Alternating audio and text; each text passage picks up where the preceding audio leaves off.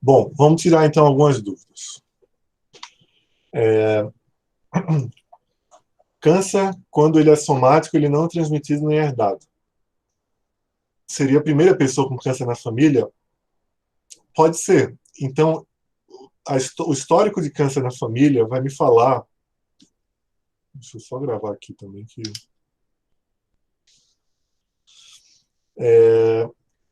Câncer. Então, no somático, ele não é transmitido nem herdado. Essa dúvida aqui. Seria a primeira pessoa com câncer na família? Sim.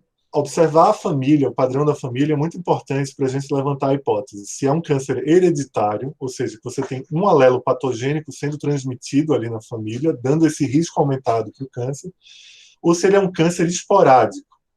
O esporádico, normalmente, ele está associado a algum tecido que, na hora da divisão celular, ocorreu uma mutação, um evento mutacional, e esse evento mutacional está associado a câncer.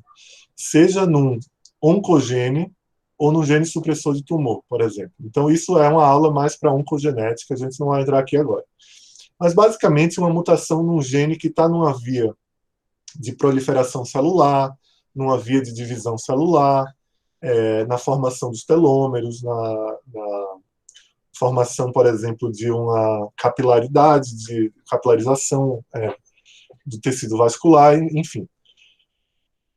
Essa mutação que aconteceu lá no tecido específico, uma mutação nova que aconteceu no tecido específico, ela é somática. Então, ela não está nas gônadas, ela não vai ser transmitida adiante. Ela não é uma mutação germinativa, que está ali em todo o indivíduo, ela é uma mutação somática.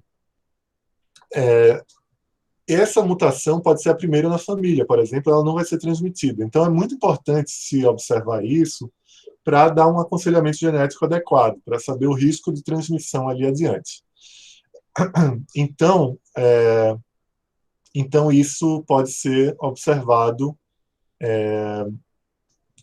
por exemplo, quando você tem um único caso na família com aquele tipo de câncer e está associado à idade. Lembrando aqui que, por que câncer é mais prevalente em idosos? Porque você tem um número de mutações novas, mitóticas, né, na mitose, nos tecidos, muito maior do que no início da vida.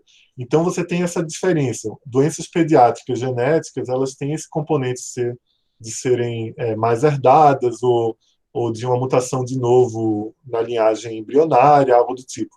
E as doenças de início mais tardio, elas podem ser causadas, entre outras coisas, por mutações novas ali, mutações somáticas novas.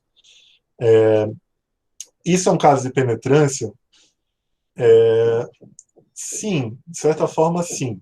Você tem uma alteração nova, né, num tecido específico, e ela não necessariamente vai ser causadora de doença, você pode ter um exemplo de penetrância. Que penetrância, em geral, a gente fala sobre mutações germinativas, porque você vê indivíduos na mesma família que têm a mesma mutação e não necessariamente eles são afetados.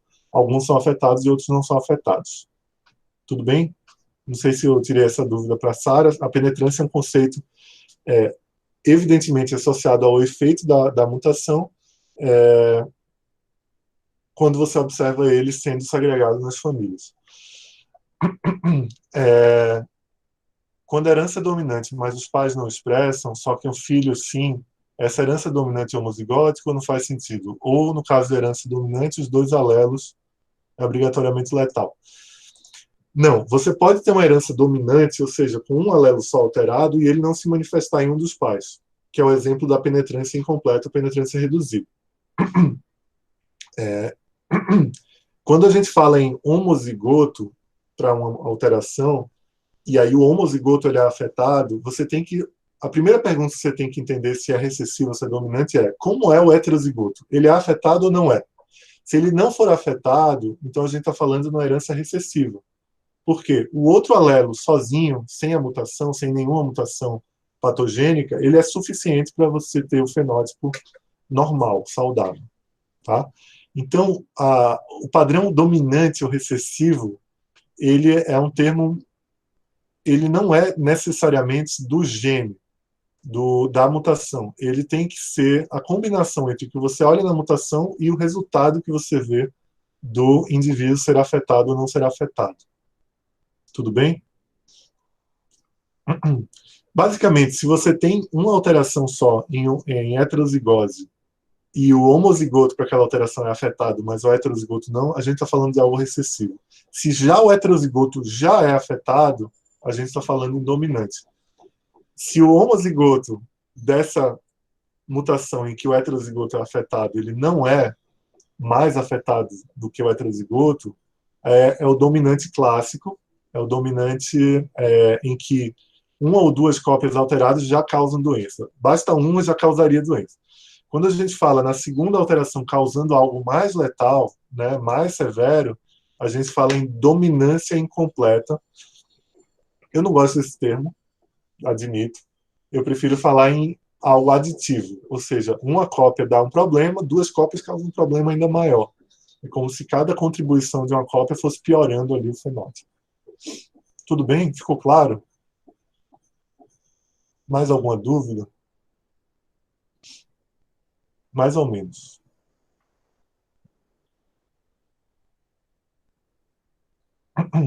Se você preferir falar a dúvida, tá bom? Mas tá bom. Então tá bom. Vamos continuar? Se você, quem não conseguiu articular as dúvidas agora, me escreve, que aí a gente tenta articular desse jeito.